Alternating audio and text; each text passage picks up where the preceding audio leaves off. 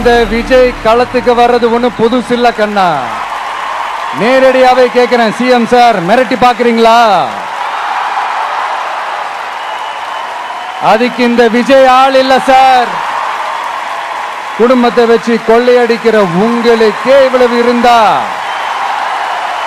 சொந்தமா உழைச்சி சம்பாதிச்ச எனக்கு எவ்வளவு இருக்கும்? நாம ஒண்ணு இங்க தனியால் இல்லைங்க சார். ஒரே ஒரு டவுட், இது வெறும் சும்மா கூட்டம், ஓட்டு போட மாட்டாங்கன்னு சொல்றாங்க. அப்படியா?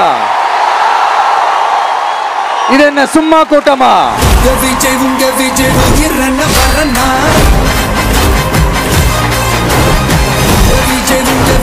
எளியவன் தொடர்னா